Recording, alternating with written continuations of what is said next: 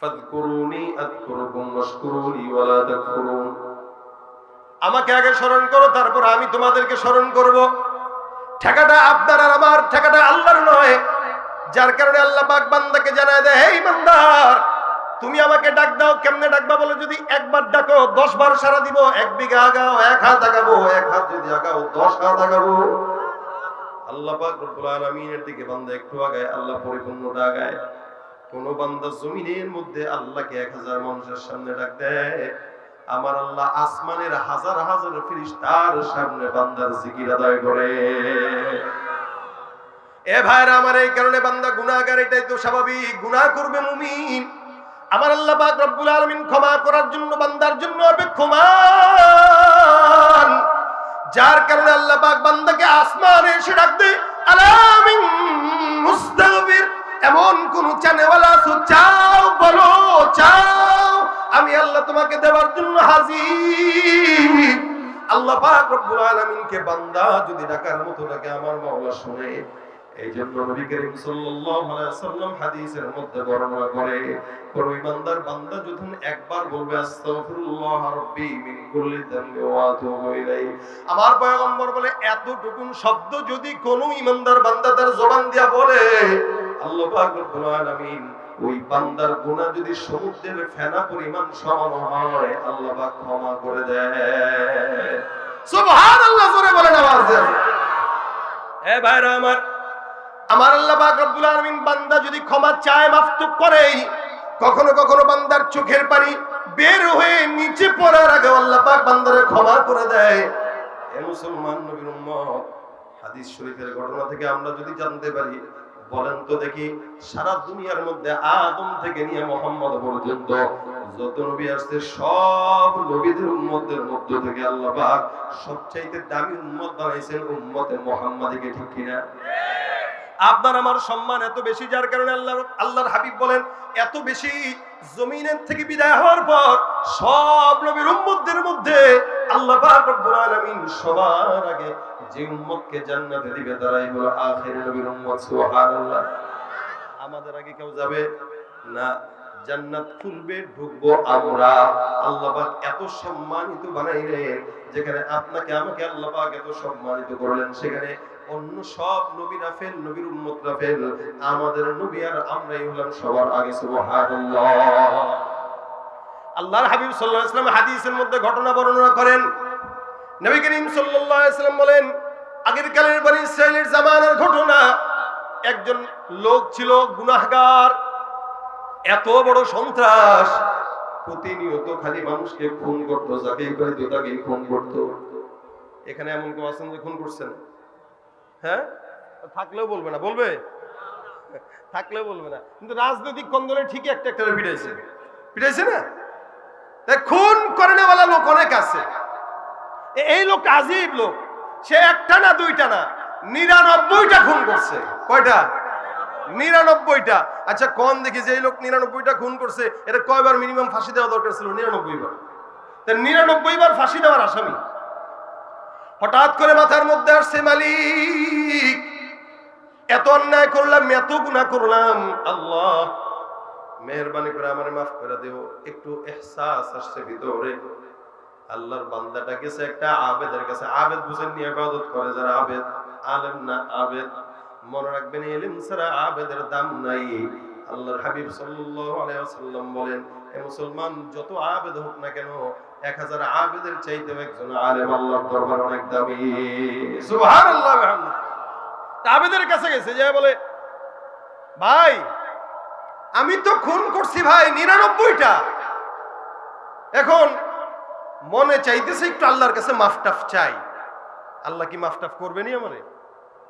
একটু বলে দেখবেন নি? আবেদ দেখ দেখ, ইন্না লিল্লাহ করছে কি? 99টা খুন আপনি করছেন? বলে হ্যাঁ। হ্যাঁ রে মিয়া, দাঁড় ভাগেন, আল্লাহ ঠেকা পড়ছে, আপনারা মাফ করবো। হ্যাঁ, বান্দার অবাবস, যান যান যান যান, সরেন। মাফ এত সোজা না। 99টা খুন করে মিয়া মাফ চাইতে আসছেন, কই পাইছেন এগুলা? বেচারা এমনিও সন্ত্রাসী মানুষ, ডাকাত মানুষ, এর মেজাজ গেছে আরো গরম হয়ে, পকেটেই ছুরি ছিল। শালা, আমি যদি মাফ না চাই তোরও তো শেষ করবো। ছুরিটা নিয়ে দিয়ে ধুপ করে দিছে। পেটের ভিতরে ঢুকায়া। আগে ছিল 99টা, এখন হচ্ছে কয়টা? সেঞ্চুরি। এখন তো সেঞ্চুরি করার পরে কয় ইন্না লিল্লাহ। এটা তো আর ক্রিকেটের রান না যে করলে পুরস্কার আছে, খবর আছে। এখন মনে মনে আবার ডাক ডাক আস্তাগফিরুল্লাহ, কি করে ফেললাম এটা, আহা মাথা গরম করে ফেলছি। এই না, এবার আরেকজনের কাছে যায়। এবার আরেকজন আলেমের কাছে গেলেন, যাওয়ার পরে ডাক দিয়া বলতেছেন, হুজুর গুনাহ করলাম, এত এত গুনাহ করলাম যে গুনার কোনো শেষ নাই। বলেন তো দেখি, 99টা খুন করছিলাম, খুন করার পরে একজন আবেদের কাছে গেছি মাফ চাওয়ার জন্য, এটা কইছে মাফ পাবো না, মেজাজ গরম হয়ে গেছে, ওইটারও খুন করে দিচ্ছে। 100টা পূর্ণ করে আপনার সামনে আসলাম, বলেন দেখি মাফ পাবো কিনা। হুজুরে কয় অবশ্যই অবশ্যই, টেনশনের কারণ নাই, 100% কোনো সমস্যা নাই, আমার আল্লাহ মাফ করে দিবে। 100টা খুন করছি, মাফ করবে তো? অবশ্যই করবে। আরে একজন ইমানদার যদি খালি নিয়ত করে, নিয়ত নেকের নিয়ত করে, তবু আল্লাহ পাক তাকে একটা নেকি লিখে দেয়। করে নাই, এরপর লিখে দেয়। কেউ যদি নেক কাজের নিয়ত করে কিন্তু করে নাই, আল্লাহ রাসূল বলেন কাতাবাল্লাহু লাহু হাসানাতান কামিলা, পরিপূর্ণ একটা নেকির সওয়াব তার আমলনামায় লেখা হয়ে যায়। এ ভাইরা আমার, এই বেচারা নিয়ত করলো আল্লাহর দরবারে, আল্লাহ অনেক গুনাহ হয়ে গেছে মালিক, মাফ চাওয়ার জন্য আসছি। হে হুজুর বলেন তো কই যাওয়া যায়? হুজুর ডাক দেয়া কয়, অমুক এলাকায় এমন একজন বুজুর্গ আছে, আপনি তার কাছে যাবেন, তার হাত ধরে আল্লাহর কাছে মাফ চাবেন আর বায়াত হবেন, আল্লাহ পাক ক্ষমা করে দিবে ইনশাআল্লাহ। একটু তার কাছে যা দোয়া চান আর তার হাতে বায়াত হয়ে মুসলমান হয়ে যান, ভালো হয়ে যান। মনে করেন উদাহরণত এটা যশোর শহর না, এটা শহর। এখান থেকে মনে করেন ঢাকা যাইতে বললো, আল্লাহর বান্দাটা মাগুরা পর্যন্ত গেছে, আল্লাহ পাক ডাক দেয়া বলে জিবরাইল, আজরাইল এই লোকটার টাইম শেষ, এটা শেষ করে দাও। আজরাইল ডাক দেয়া কয় মালিক এটা তো তওবা করবে। আল্লাহ কয় যাও, মাফ মাফ তো না, তওবা তো করতে গেছে, হায়াত তো শেষ হয়ে গেছে, এটার হায়াত শেষ যেহেতু এটার জান কবজ করে নাও। আজরাইল জান কবজ করে নিল। বান্দা এখানে হায়াত শেষ, ঢাকা পর্যন্ত যাবার কথা, মাগুরা গেছে, বেশি গেছে না কম গেছে? কম গেছে। অনেক রাস্তা বাকি, এখন প্রায় 170 কিলো বাকি। এ মুসলমান নবীর উম্মত, মাত্র গেছে অল্প রাস্তা, 50 কিলো বাকি আছে, 150 কিলো। ইন্তেকালের পর ফেরেশতারা দুই ভাগে ভাগ হয়ে গেছে, একদল কয় জান্নাতি আর একদল কয় জাহান্নামী। জাহান্নামের ফেরেশতারা কয় আল্লাহ এটা তো গুনাহ করছে, 100টা খুন করছে, মাফ কেমনে হবে? আবার জান্নাতের ফেরেশতা কয় মালিক এটা তওবার নিয়ত করেছে, তওবা করতে পারে নাই, জান কবজ করছো। আয় আল্লাহ এই বান্দা নিয়ত করছে, নিয়তের বদৌলতে মাফ করে দাও। আল্লাহ পাক রব্বুল আলামিন কয় যা যা, কার কথা শুনবো? তোরা কস একটা, এরা কয় একটা, একটা কাজ কর। এই বান্দা যে তওবার জন্য রাস্তায় রওনা হয়ে গেছে, দেখ বান্দা কোন জায়গায় যায় মারা গেছে। বান্দা তার ঘর থেকে যে স্থানটায় মারা গেছে, ওই স্থানটা তওবার রাস্তা যদি বেশি হয় জান্নাতি, আর তওবার রাস্তা যদি কম হয় তাহলে জাহান্নামী।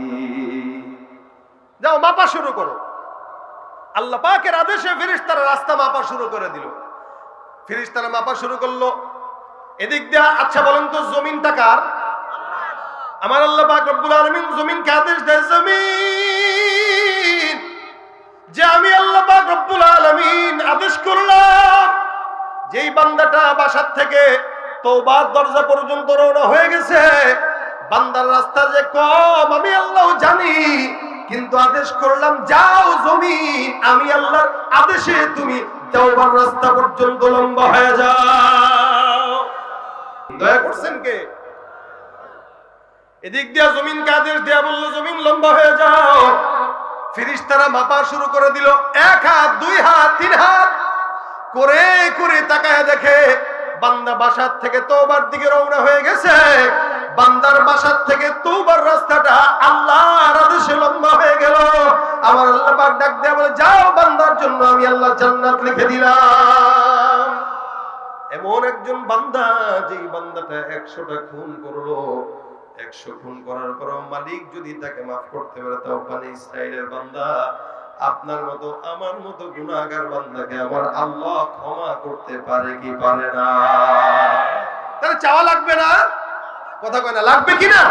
কার কাছে? নেতার কাছে? আল্লাহর কাছে।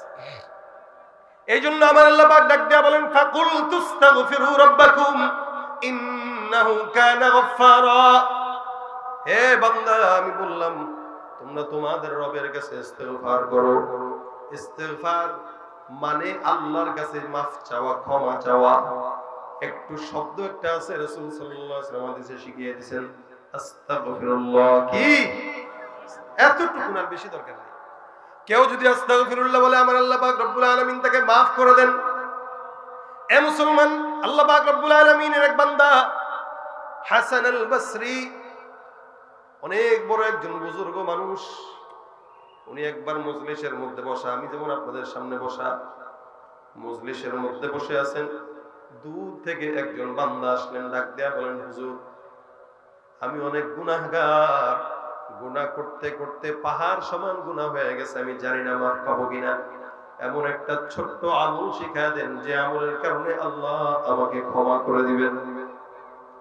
কি নিয়ে আসছেন? গুনাহগার, গুনাহগার। হাসান বসরি ডাক দেয়া বলেন, যাও যাও, গুনাহগার যদি হও ইস্তিগফার পড়ো। ইস্তিগফার কি পড়বে বলেন তো? গুনাহগার বান্দা গুনাহের জন্য আসছে, যে হুজুর এমন কোন আমল শিখায় দেন যে আমলটার কারণে আল্লাহ পাক মাফ করবে। হাসান বসরি ডাক দেয়া বলতেছেন, যাও যাও ইস্তিগফার আদায় করো। হঠাৎ করে তাকায় দেখে 2 নাম্বার আরেকজন বান্দা আসছে, এসে ডাক দেয়া কয়, হুজুর আসমান থেকে বৃষ্টি বন্ধ হয়ে গেছে, যার কারণে ফসল হয় না। এমন একটা আমল শিখায় দেন যে আমলের কারণে আসমান থেকে বৃষ্টি আসবে। হাসান বসরি ডাক দেয়া বলেন, যাও ইস্তিগফার করো, যাও। প্রথম জন যে আসছে গুনাহ মাফের জন্য, তাকেও কি বললো? ইস্তিগফার।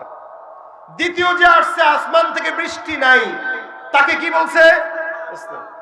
তৃতীয় জন আরেকজন আসছে, সেটা দেখো, হুজুর আমার সম্পদ নাই, অভাব, টাকা পয়সা নাই, গোস্ত খাইতে পারি না, ডিম কিনে খাইতে পারি না।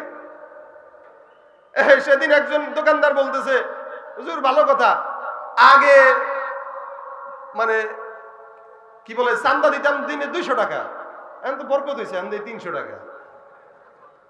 বরকত হয়েছে না? তাহলে ভণ্ডামি দিনে দিনে থাকবে, যুগে যুগে থাকবে। এই কারণে ইসলাম ছাড়া, আল্লাহর রাস্তা ছাড়া শান্তি আশা করা যায় না। আপনারা কি আমার এই কথাটা কষ্ট পাইলেন? জনগণের কথা এগুলা, এগুলা মানুষের দিলের কথা। আমরা খেয়ে বাঁচতে চাই, আমাদের খুব বেশি প্রতিদিন গোস্ত মাছ দরকার নাই, অল্প একটু হইলেই হয়। এটাকে নিয়ে যারা রাজনীতি করে, এরা কোনোদিন মানুষ হতে পারে না, মানুষ হবে কলঙ্ক। মুরগি যদি জানতো যে আমি ডিম পারি যেটা ফ্রি, এটার দাম এত, ও পাড়া বন্ধ করে দিত কষ্টে। কেন পারবো আমি? তাহলে কিসের জন্য আসছে তৃতীয় লোক? টাকা নাই, টাকা নাই, অভাব। হুজুরে ডাক দেখো, হুজুর এমন কোন আমল দেন যে আমলের কারণে আল্লাহ পাক সম্পদ দান করবে। হুজুর যাও বাসায় বসে বসে ইস্তিগফার করো। কি 3 জনকে একই আমল দিলেন। আবার 4 নম্বর আরেকজনের সে ডাক দেখে, হুজুর আমার বাচ্চা নাই, এমন আমল শিখায় দেন যে আমলের কারণে সন্তান দিবে আল্লাহ। আমাদের দেশের মানুষ যদি বাচ্চা না হয় আজমির শরীফে যায়, খাজা বাবার দরবারে যায়, বন্ড পীরের কাছে যায়, বাবা গো একটা সন্তান দেন। আরে বাবা যদি কবরের মধ্যে কথা বলতে পারতো, বাবা বলতো, বাবা রে আমার নিজেরই তো সন্তান ছিল না, তোর সন্তান দিব থেকে। বাবার দরবারে বিবি নিয়ে চলে গেছে, হুজুর একটু ফুয়াই দেন, এজন্য সন্তান হয়। হুজুরের তো ওই কোয়ালিটির বাপ। আমাদের দেশে মাজার গুলো যেগুলো আছে, যেখানে গাঁজা খাওয়া হয় আর পূজা করা হয়, এগুলো সব শিরকের আড্ডা। মনে রাখবেন, কোন পীরও জান্নাতে যাবে এটার কোনো গ্যারান্টি নেই। গ্যারান্টি আছে? কোন বাবার কাছে, পীরের কাছে, মাজারে যায় সন্তান চাওয়া যাবে? যাবে? কেউ যদি চায় ইমান থাকবে? বাবার দরবারে যায় বিবি নিয়ে কয়, বাবা গো সন্তান দেন। বাবা কয় ঠিক আছে, বউরে আমার দরবারে এক সপ্তাহের জন্য চিল্লায় রেখে যাও, এতেকাফ। বাবার দরবারে যদি বউরে এতেকাফে রাখেন, বুঝতে হবে এই বউয়ের সন্তান আপনার না, আপনার বাবার হবে। কথা বলেন ঠিক কিনা? এই কোন সবার জন্য বলতেছি, কোন মাজারে ফাজারে বাবা, খাজা বাবা, ভণ্ড বাবা, পীর বাবার কাছে সন্তান চাওয়া জায়েজ নাই। চাইতে হবে কার কাছে? ওরা কি? যারা বলেন কি? ভাইরা আমার, সন্তান চাবো কার কাছে? টাকা চাবো কার কাছে? বিপদ আসলে চাবো কার কাছে? বৃষ্টি না আসলে চাবো কার কাছে? হাসান বসরির কাছে ডাক দিয়ে বলে, হুজুর আমার টাকা নাই, ইস্তেগফার পর, গুনাহ হইছে ইস্তেগফার পর, সন্তান নাই ইস্তেগফার পর। আরেকজন এসে বলে ডাক দিয়া, হুজুর আমার বাগান নষ্ট হয়ে গেছে, বাগান নষ্ট হয়ে গেছে, যার কারণে ফসল হয় না, ভালো মতো ফল ধরে না। হাসান আল বসরি বলে, যাও যাও বাসায় যায় ইস্তেগফার আদায় করো। পাশ থেকে খাদেম ডাক দেওয়া কয়, হুজুর এটা কি ধরনের কথা? আপনি কি আমল টামল আর পারেন না? যেই জিজ্ঞাসা করে খালি ইস্তেগফার, সহজ ভাষায় ইস্তেগফার ইস্তেগফার ইস্তেগফার। হাসান আল বসরি ডাক দিয়া বলতেছেন, কষ্ট হইতেছে আপনাদের? ঘুম আসতেছে আপনাদের? হাতটা তুলেন সবাই, লিল্লাহি তাকবীর। সজাগ আছেন তো নাকি? হাসান বসরি ডাক দিয়া বলতেছে, আমি নিজস্ব আমল নয়, আমি যে আমলটা দিলাম এটা আমার ব্যক্তিগত বানানো আমল নয়। ব্যক্তিগত বানানো আমল দেওয়ার চাইতে আল্লাহর আমলের কাম বেশি না কম? আল্লাহ পাক রব্বুল আলামিন কোরআনে বলেন, ফাকুলতুস্তাগফিরু রাব্বাকুম ইন্নাহু কানা গাফফারা ইউরসিলিস সামাআ আলাইকুম মিদরারা ওয়া ইউমদিদুকুম বিআমওয়ালিন ওয়া বানিনা ওয়া ইয়াজআল লাকুম জান্নাতিন ওয়া ইয়াজআল লাকুম আনহারা। আল্লাহু আকবার, আল্লাহ। হাসান বসরি ডাক দিয়া বলতেছে, এই আমার আল্লাহ পাক কোরআনের মধ্যে সুন্দর করে বর্ণনা করেছেন, কোন বান্দা যদি ইস্তিগফার আদায় করে, আমি আল্লাহ পাক রব্বুল আলামিন ঘোষণা করলাম, যত বড় গুনাহগার হোক না কেন, ওই বান্দার গুনাহ যদি হতে হতে হতে হতে পাহাড় সমান হয়, সারা দুনিয়ার সমান হয়, সাত আসমান সাত জমিনের সমান হয়, বান্দা ইস্তিগফার করবে, আমি আল্লাহ বান্দাকে মাফ করে দিব। এ মুসলমান নবীর উম্মত, এটা আল্লাহ পাক রব্বুল আলামিনের দেয়া আমল। হাসান বসরি ডাক দেয়া কয়, দুই নম্বরে যে বান্দা আমার কাছে সম্পদের জন্য আসছে, আমার আল্লাহ পাক রব্বুল আলামিন ওই বান্দার জন্য আমল দিয়েছে।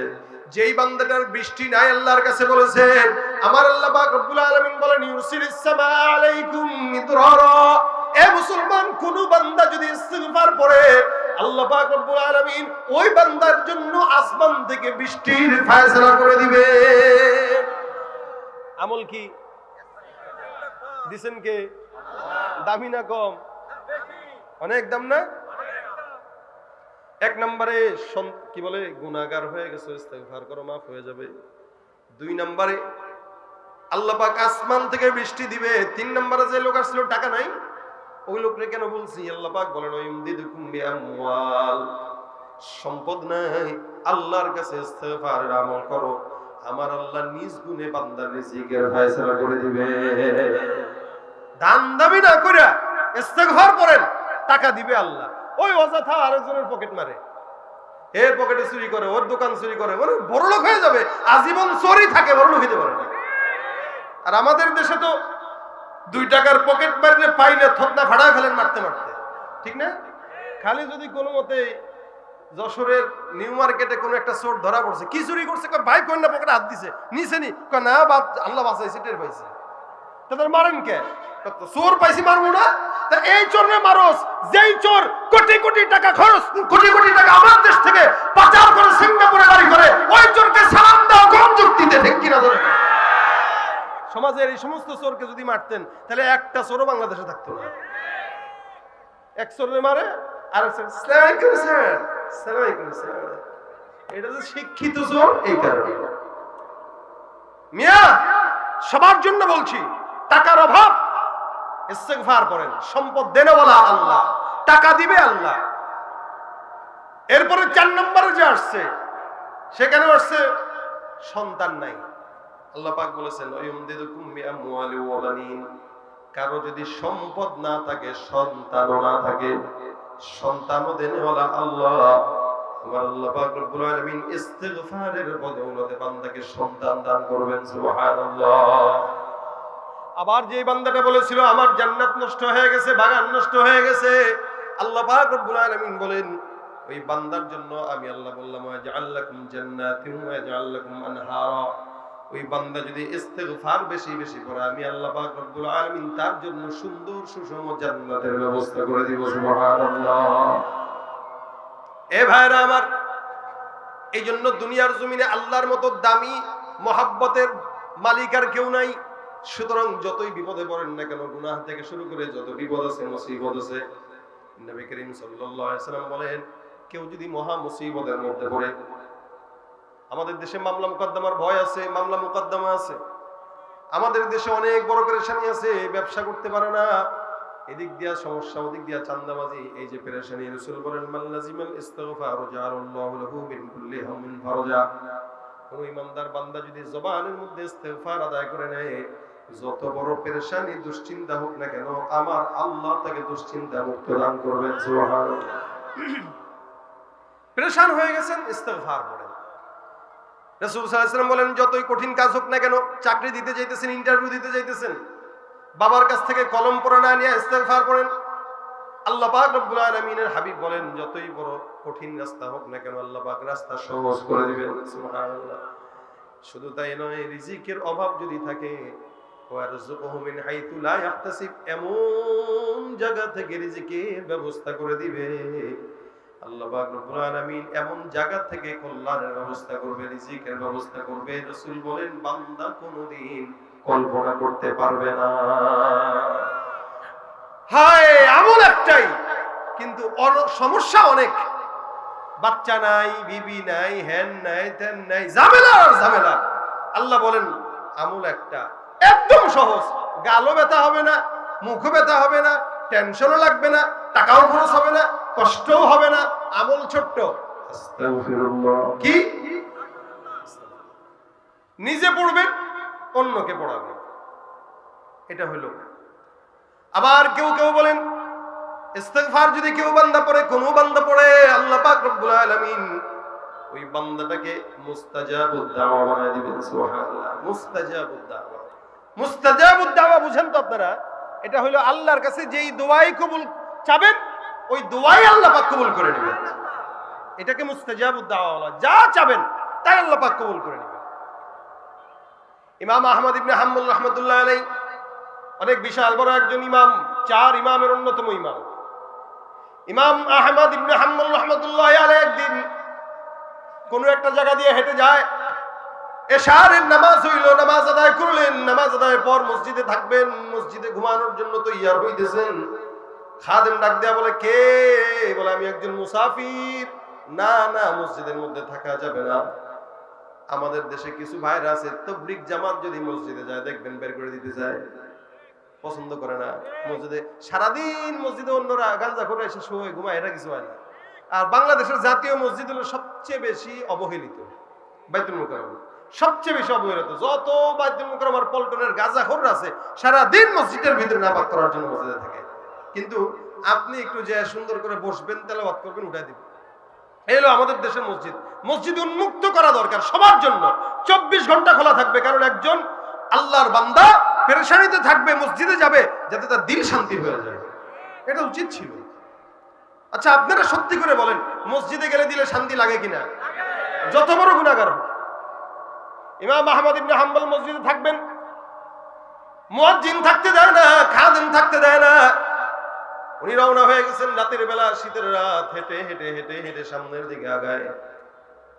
যেতে যেতে যেতে যেতে হঠাৎ করে তাকায় দেখে একটা রুটির দোকান। কিসের দোকান? রুটি। রুটি। রাত্রিবেলা বাস স্ট্যান্ডে পরোটার দোকান খোলা থাকে, রুটির দোকান খোলা থাকে সারা রাত। একটা রুটির দোকান, একটা মাত্র যুবক, যুবকটারে ডাক দেয়া বলো, যুবক ভাই, আমি একজন মুসাফির, তোমার এই জায়গায় কিছু রাতটা আমাকে থাকার জন্য সুযোগ দেওয়া যাবে কিনা?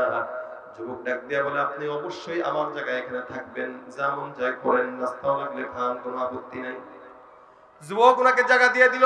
আহমদ ইবনে হাম্বল রাহমাতুল্লাহ আলাইহি বসলেন, চুলার মধ্যে আগুন পোহাইলেন, আর চুলার আগুনে সুন্দর করে বসে বসে কিতাব মুদ্রা করতেছেন। ইমাম আহমদ ইবনে হাম্বল রাহমাতুল্লাহ আলাইহি লক্ষ্য করলেন, যুবকটা রুটি বানাইতেছে, বানানোর সময় বলে আস্তাগফিরুল্লাহ। কি বলে? রুটি উঠাইতেছে, বলে আস্তাগফিরুল্লাহ। রুটি চুলায় দিতেছে, আস্তাগফিরুল্লাহ। কেউ কেউ আসতেছে রুটি নেওয়ার জন্য, তার হাতে দিল, বলে আস্তাগফিরুল্লাহ। আবার কেউ রুটি নিতেছে বলে আস্তাগফিরুল্লাহ, আবার টাকা দিতেছে বলে আস্তাগফিরুল্লাহ। অর্থাৎ যুবকটা যতক্ষণ আহমদ ইবনে হাম্বল রাহমাতুল্লাহ আলাইহি এখানে ছিলেন ততক্ষণ তাকায়া দেখে এই যুবকটার জবানের মধ্যে আস্তাগফিরুল্লাহ আস্তাগফিরুল্লাহর জিকির।